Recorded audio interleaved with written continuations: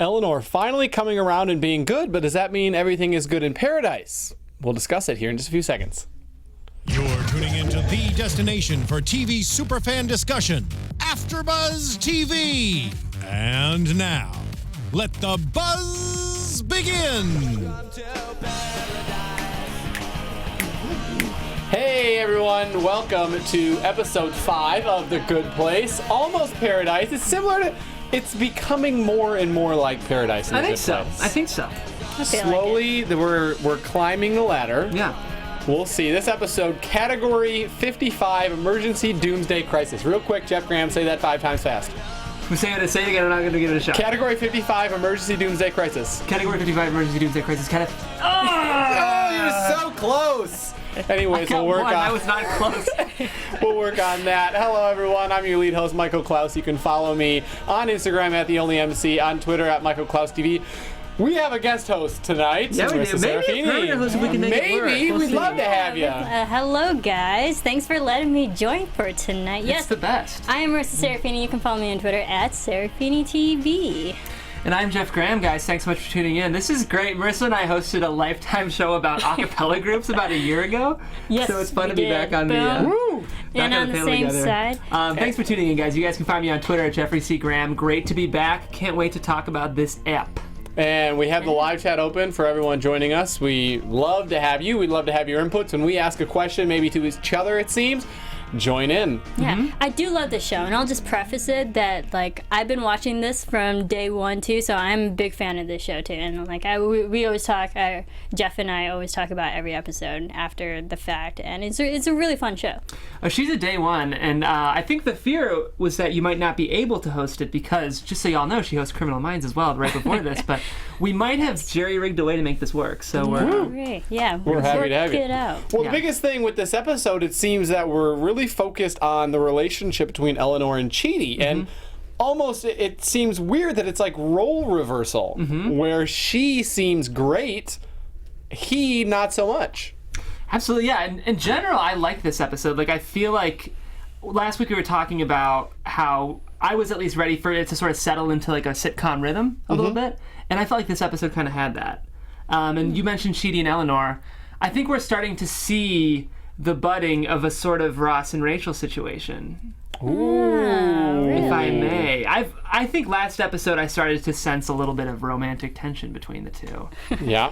I really enjoyed their relationship, and it just shows just how much Chidi has actually rubbed off on Eleanor, and the fact that she's now getting into the motions of doing good deeds and not really thinking about it is just coming naturally to her.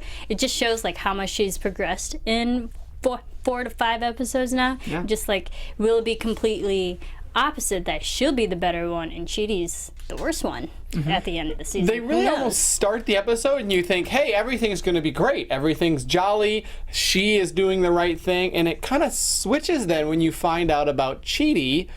And it turns out the whole thing is that he's never had a girlfriend or a soulmate. And this is not working out how he wants. Yeah.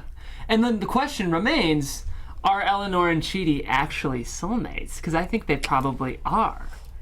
But they're just in denial. Yeah, maybe. But also another question is, did Chidi always want this from the start? Was he expecting a soulmate relationship with Eleanor? It seems like it was just, maybe a burden to constantly help Eleanor every episode. But did he really want this from the beginning, and he's just upset that it's not turning out the way he wanted it to be?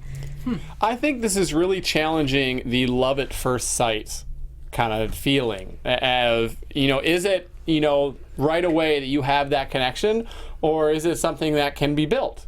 Love at first sight, yes or no? Do you believe it?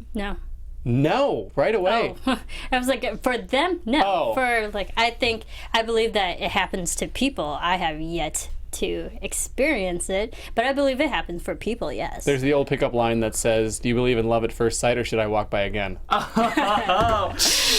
I think for me, I don't believe it's true, because if it were, I would currently be married to a bag of flaming hot Cheetos, so that's the problem.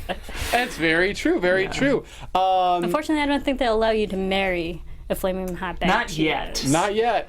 but we'll see if never if know. I walk by it again in 7-Eleven. Maybe. I identify as a bag of male flaming hot Cheetos, so this might be an edgy joke.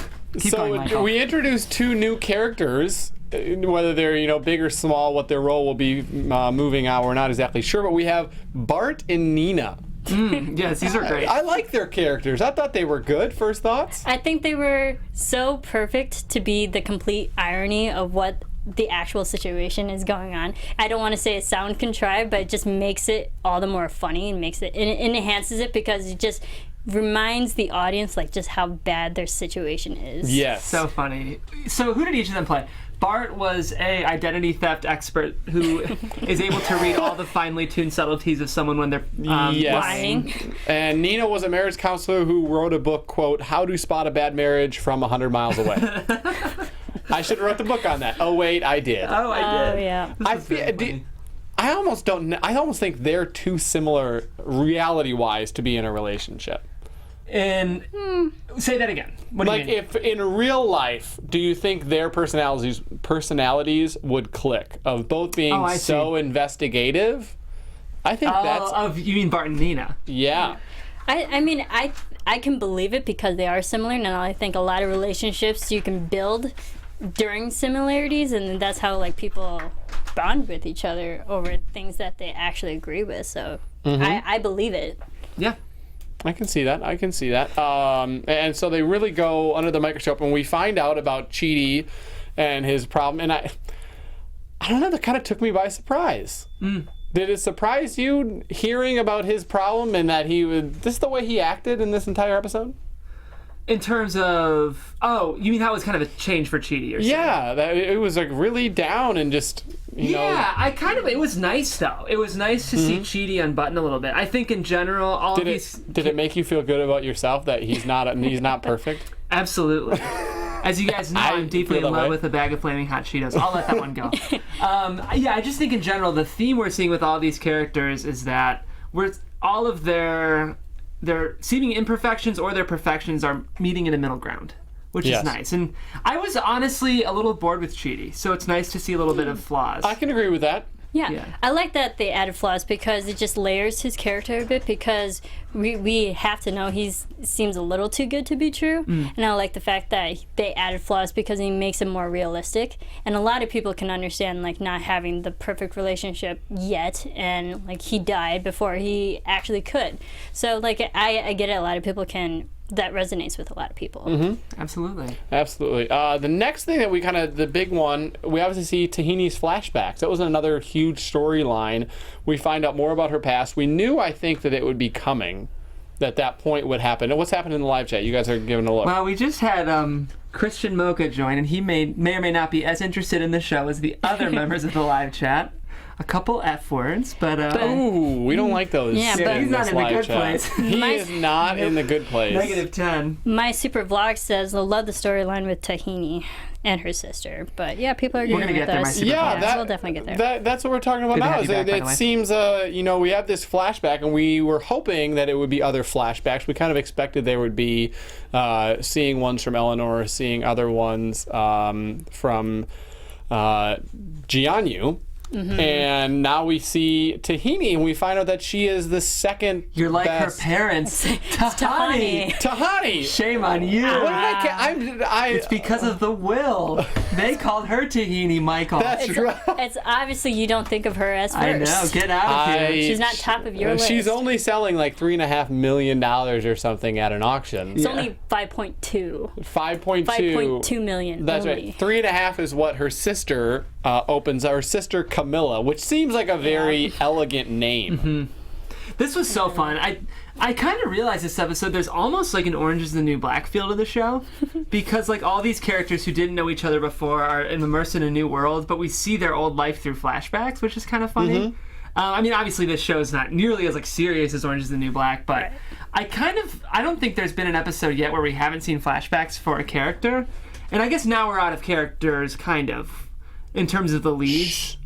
Have we seen Chidi? I guess we really haven't seen Chidi's life in No, flashbacks. we haven't seen a lot of Yeah. flashbacks. That would be really fun, and I hope as we meet more and more minor characters, I think it's a really fun kind of trope to see the flashbacks of these characters because they're consistently funny. Yeah, I like it because we get background on Tahani and how she is the way that she is now. That we learn that she overcompensates to just try to gain people's affections. And I like it because she's human as well. And you just, at the end of the episode, you feel a lot for her.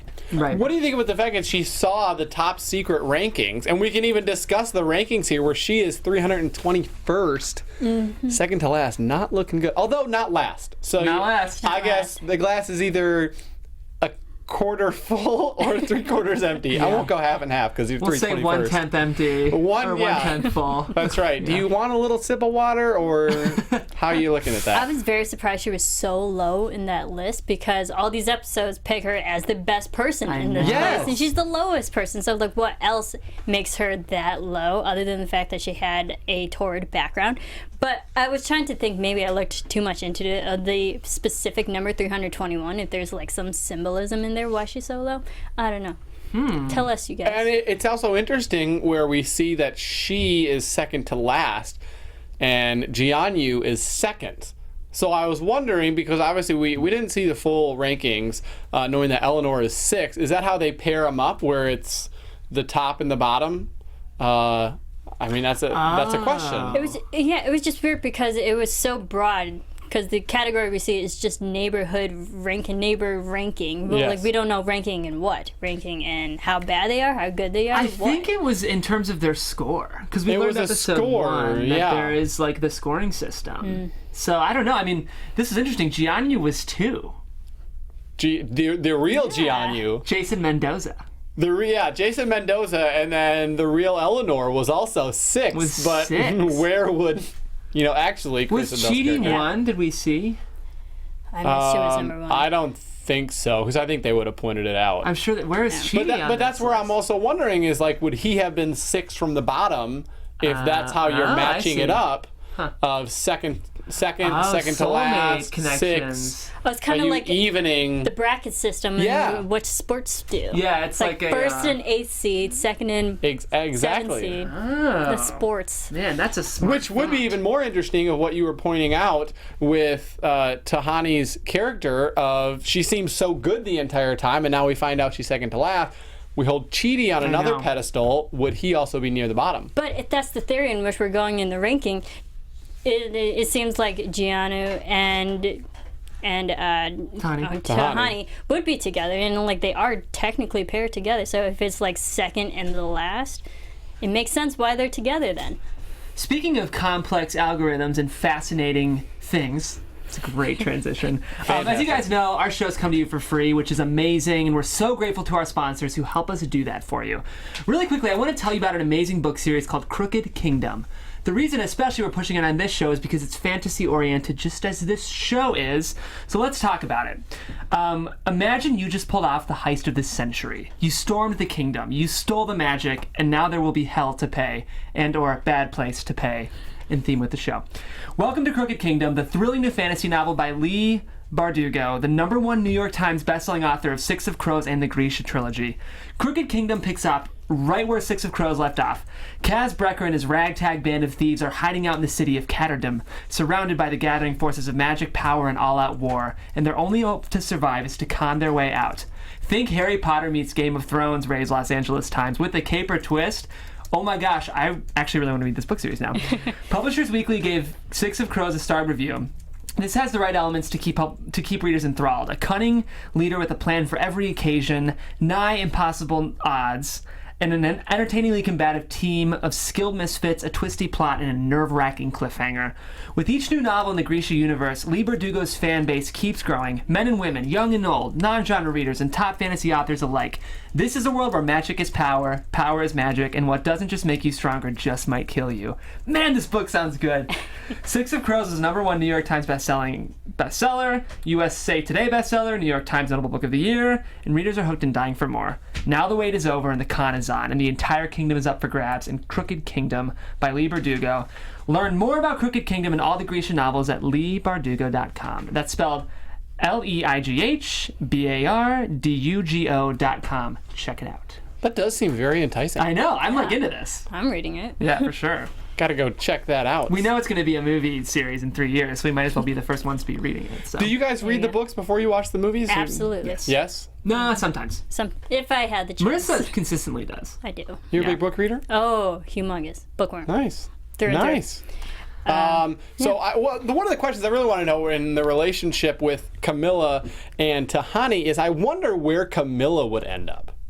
Yeah. Would that be the ultimate trump card for Tahani to be like, oh, yeah, well, you were really good on Earth, but boom. I don't know, because it's very contradictory, because we hear that she's so good from other people, but yet we didn't see her do anything. So it was like, is she true. really that good because other people say she is, and she could just stand there and look pretty, Right. but doesn't really dictate if she's a good person or not. Maybe she just hasn't done anything bad.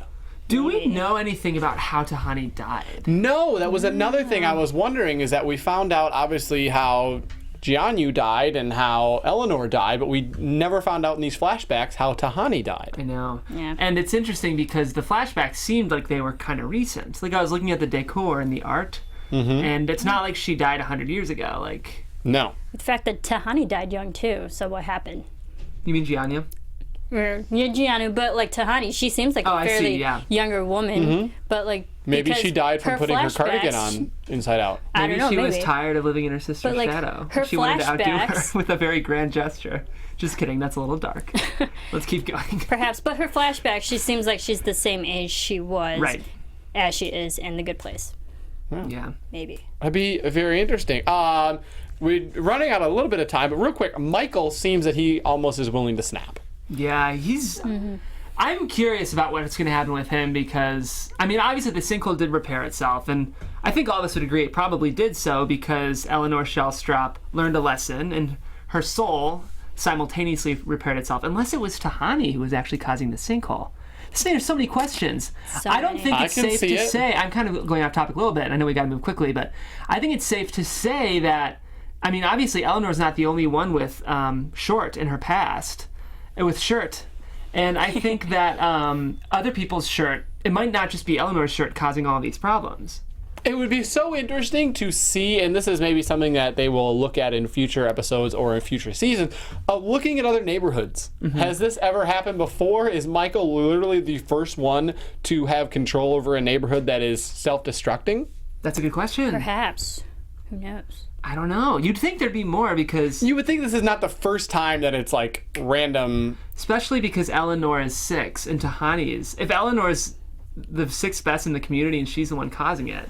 Yeah, well, but Yeah. like, it also begs the question, how many more communities are there? Because in this one, it seems like there's only 322 people. So, Right. Yes. and we know a lot more people have died then. So, like, it's like I feel like there are other places that are. And they also have already come up with the name, the Category 55 Emergency Doomsday Crisis. That's true. Which are there like 54 other categories, at least less than that, for other crises. How Crises? no? Crises? Crisis. Crises. Crises. Crisis. Crisis. Okay. Crises. Making sure we're all on the same page. Yes. Well, to get, branch off a little bit from the actual show tonight, if you're a big fan of this show, you really want to follow some of the things that are happening outside. And I know one of the things is actually an interview that was done with Collider, Collider.com, and it was for Kristen Bell. She just talked a lot about why she joined up with this show, what her, favorite things.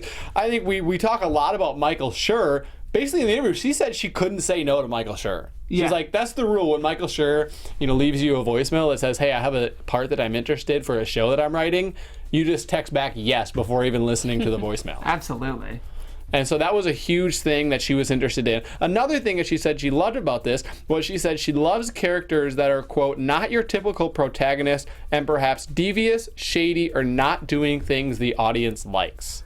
She plays that well, I Yeah. think.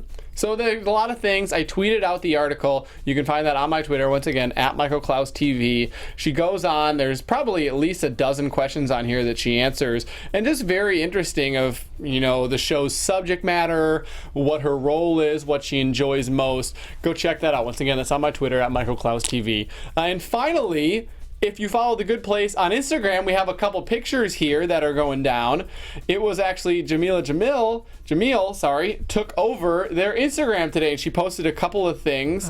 This first one that you're looking at with Jeff, one of your favorite characters. Janet, it's my girl. Janet! Still trying to get Darcy Card in studio. Cross your The fingers. quote on this picture that you're seeing says, quote, "I love Darcy Carden for letting me spoon her on set whenever I was cold or homesick. We all need a Janet." We do. Yes. Like We all need a Janet. She's a sweetheart. Someone who is just always looking out for us, a good friend. She's a sweetheart. I feel like she's very realist too. When you think Yes. of something, she's the one's like the fact checker. I know. Actually, it brings you back to reality. Very interesting. And then the following one here that we're seeing, you can see the quote on the mirror that says, "You are neither as short nor as wide as you appear in this evil mirror."